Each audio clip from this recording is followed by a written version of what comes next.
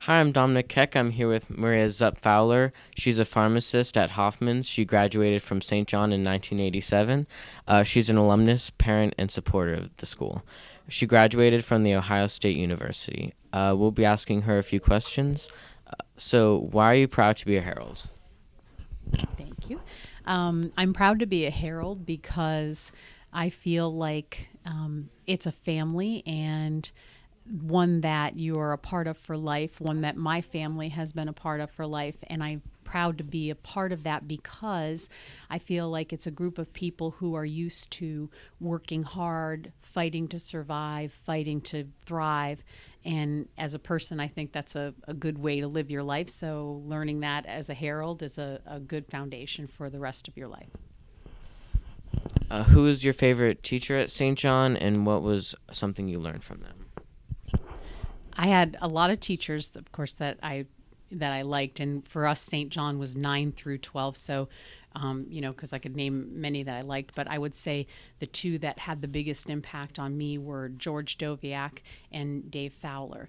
George Doviak because he was somebody who taught us not just the subject, which was world history. It was the way that he taught it. He lectured from the first bell to the last bell. He talked nonstop. He didn't write anything on the board. You just had to follow along. And that's the same way that college was. So I feel like he really did prepare us to learn in that way.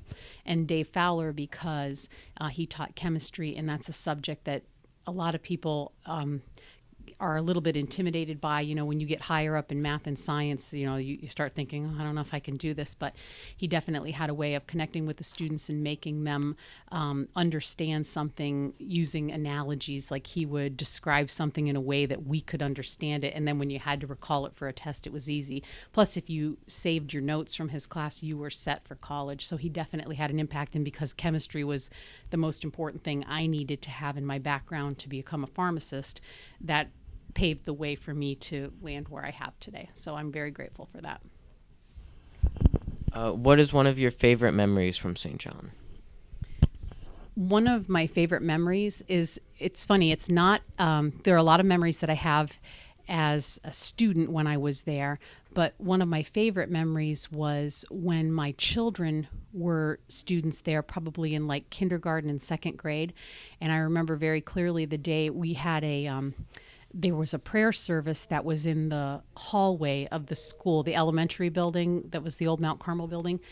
And I remember all of us standing there, and it was a moment that stood out because I used to go to school there myself. So I sat in those same, hallways, like my children were sitting there with their teachers and their classmates waiting for the prayer service to start. And I looked around, and the parents that were in the hallways that day, it was Christmas time, were many of them also alumni of the school, part of the same family that I say I'm proud to be a part of.